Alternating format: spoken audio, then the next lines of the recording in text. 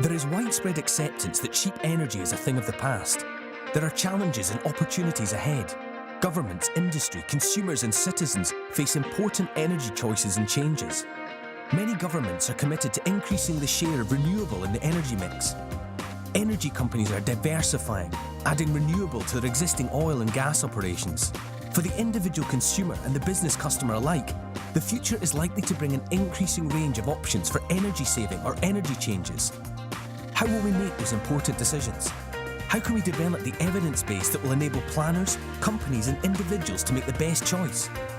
At RGU, we are already helping to address these challenges through our research, consultancy and knowledge exchange.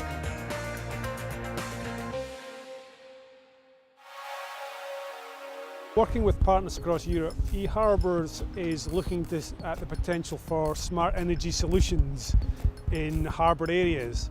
Now, if you think about harbours such as Aberdeen, they use a vast amount of energy. You've got fish processing, you've got a large number of oil supply and oil service businesses, you've got vehicles within the harbour itself, and you've got the vessels. What eHarbours is looking for is flexibility within those harbour operations in order to balance renewable energy into the energy grid. For example, most vessels sit with their diesel engines running overnight, using tremendous amounts of energy and causing pollution, air quality problems. If those vessels were plugged into the grid and could store renewable energy overnight where everybody else is asleep and not using it, then that's a really good way of balancing excess renewable energy into the grid, and also it reduces CO2 emissions and improves air quality. So we're looking for this kind of smart energy solutions in order to help balance renewable energy and reduce CO2 emissions and energy waste. In the UK, research has focused on the expansion of renewable energy since the period of devolution and how this has helped to drive further development. Delivering renewable energy under devolution was a 2-year project funded by the ESRC.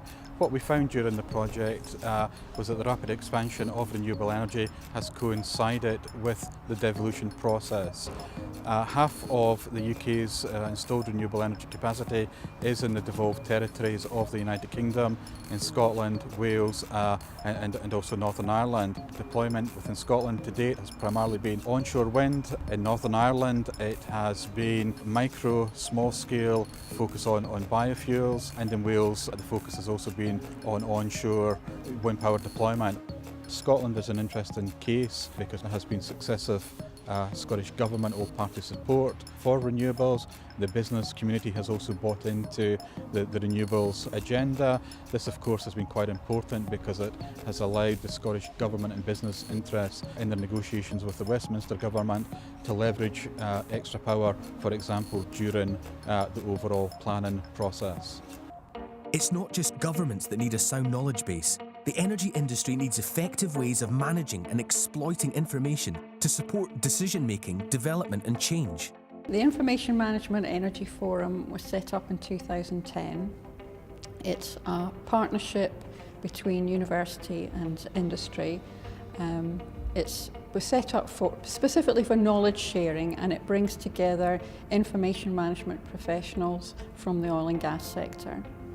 The partnership was set up with the Amor Group. The Amor Group has a number of clients in the oil and gas sector, and they've been developing their information management services.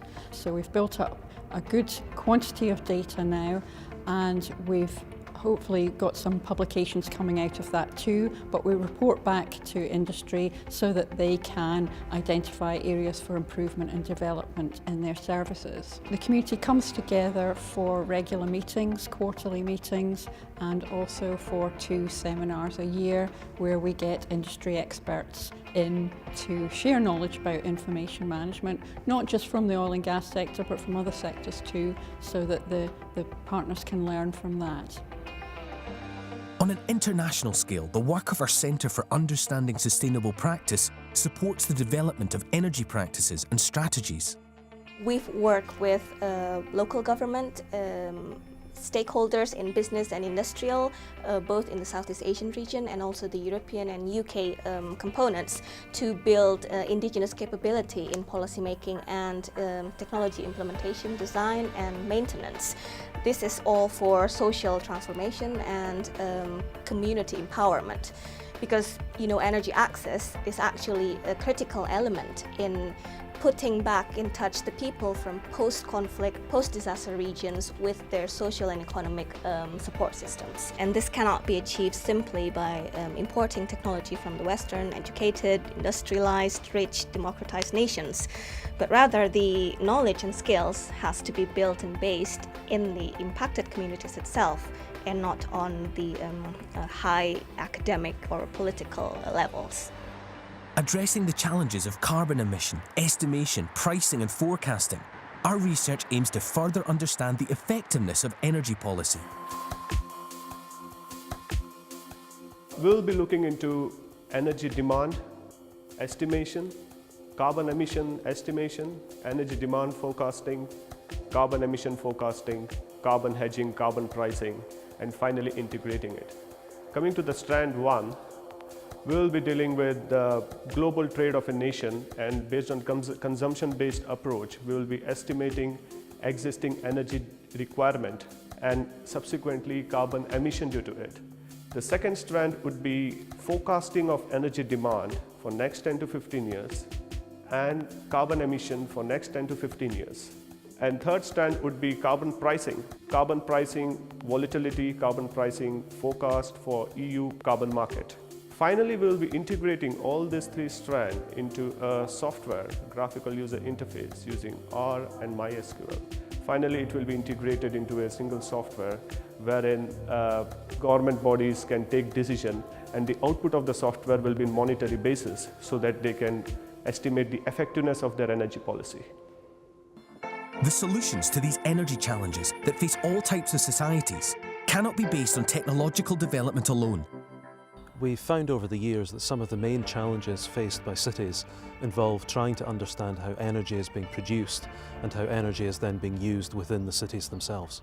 The main challenges is that 50% of the new build housing quality is high energy.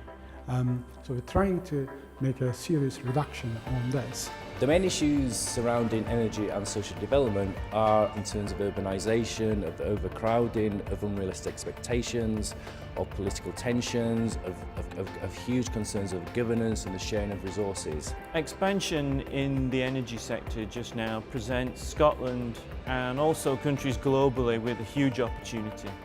I think we're going to have to spend a lot of time looking at the workforce development model that the energy sector uses in the future.